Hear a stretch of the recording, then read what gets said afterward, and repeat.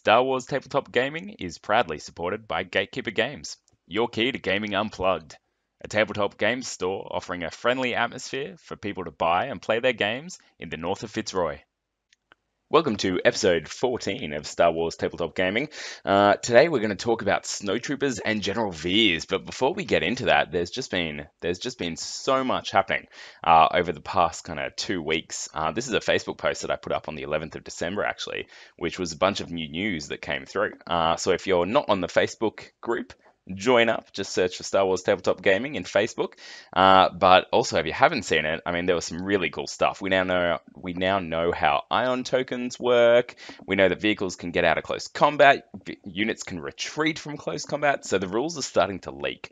And the game is looking more and more strategic and more interesting, especially with Overwatch mechanic, where a unit can move or shoot if someone comes within range 1 or 2. So lots of really cool tactical options, really exciting stuff, but that's not really what we're here to talk about today.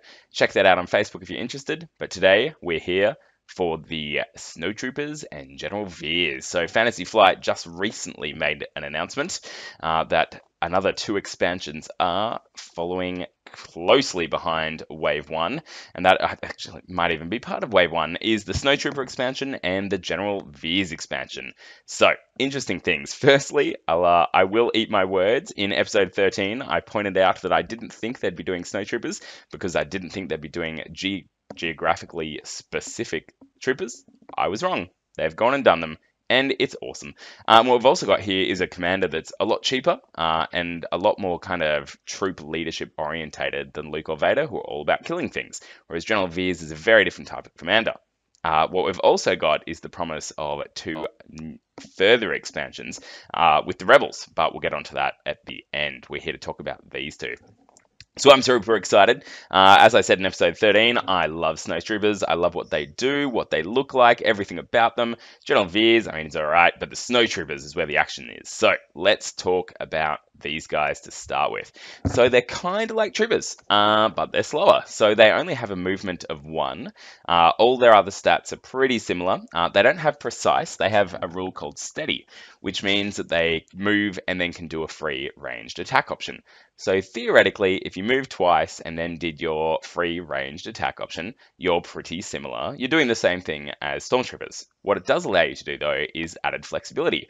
So maybe you don't need to move that far. You just want to move at 1 range. So you move, you get a free aim, or you get an aim as one of your actions as well, and then you can also shoot. So more actions, more flexibility than your regular Stormtroopers.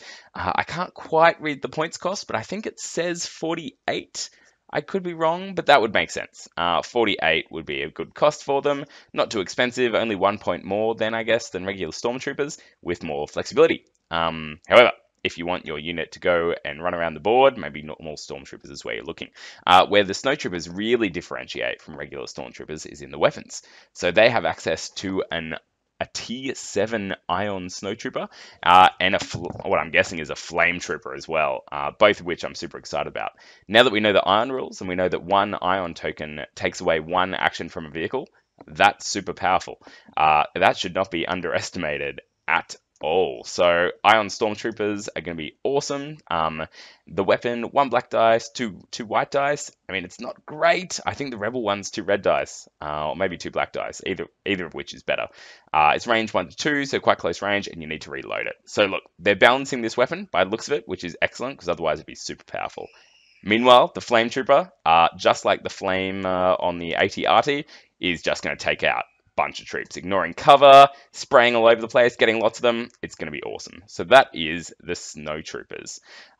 Here's the models. Let's talk about the models. So yeah, so that's the rules. Oh, they come with impact grenades as well, I should say, which are anti-vehicle grenades. And that's really cool. I don't think we've seen those before.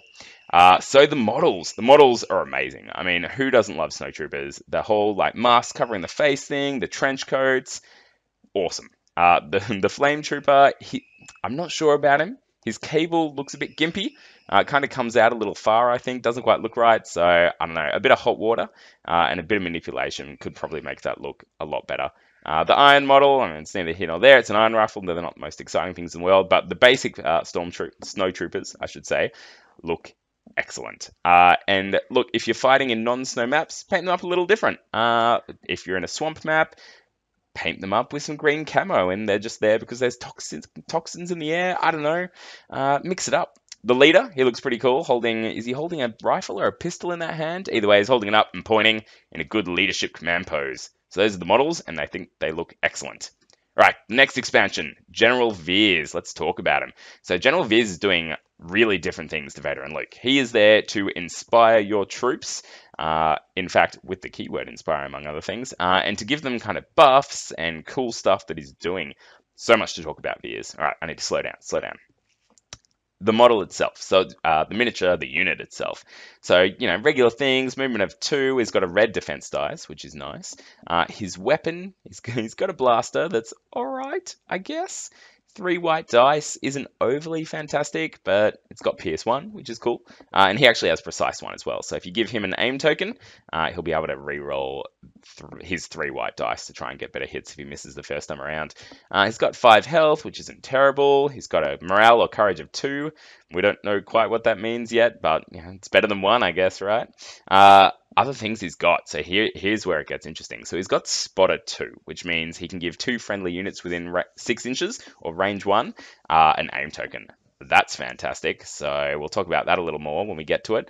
He's got Inspire 1, which lets you take a suppression token off a friendly unit within range 1 or 2. That's really excellent. That's going to keep your troops moving and getting to objectives.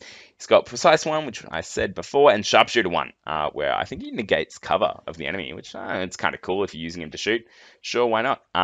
Where he'll get interesting, though, is kind of with the upgrades that he's allowed. So I don't know what these upgrades are called, but they're a little different to what we've seen before. And what they are is kind of leadership bonuses as opposed to force powers on Luke and on Vader. And one of the examples is, what is that? Is it something leader? Esteemed leader. There we go. Guardian 1. Look, I can't quite read what that does, but it's going to open up potentials to buff units, and that's what this guy's about. I think he's about 90 points. Once again, my eyes aren't fantastic. Look, that could be 90. It could be 99. It only looks like 2 numbers, though. So I think he's less than 100 points, which is great. When you've only got 800 points to play with, paying more than 100 gets real expensive real fast. What I love is this one command card we can see of his, which is Maximum Firepower, where essentially after he activates, he gets this fully amazing like artillery shot that comes down from space, maybe, or it's an AT-AT, probably from the art, that would make more sense. Greater than range 4 by the looks of it. So all the way across the board it can reach with impact 2 and immune to deflect. So this could be a great kind of, I don't know, random snipe at an enemy's vehicle just to smash into it and take out some 4 red dice. 4 red dice is huge, but you only get to it once. That's all right. I can't wait to see the rest of his unit-specific command cards.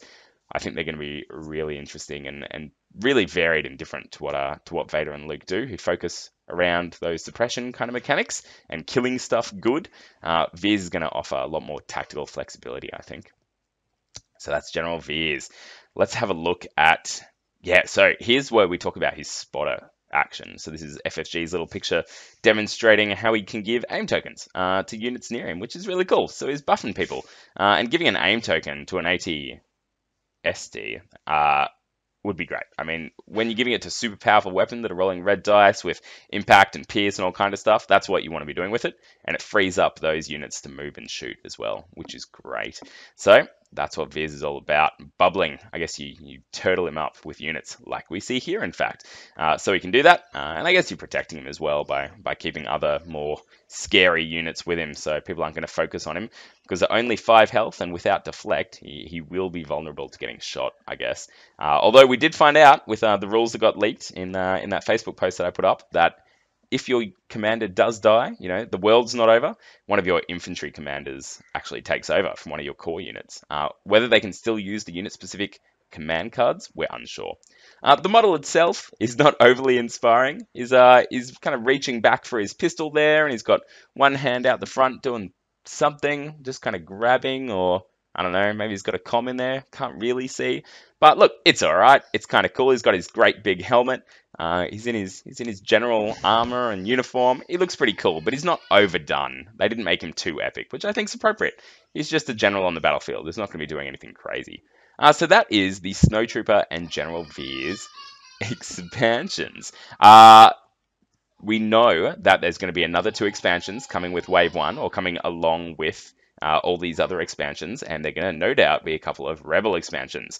Now, we've seen that we get some Snowtroopers. Maybe that means we've got some Rebel Hoth troops coming our way, and someone like Riken, General Riken, to come and lead our Rebel forces as well, and be that cheaper, more tactically flexible unit.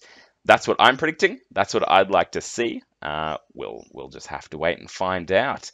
So hopefully you've learnt something. You've enjoyed the preview. Thank you very much for watching, and may the Force be with you.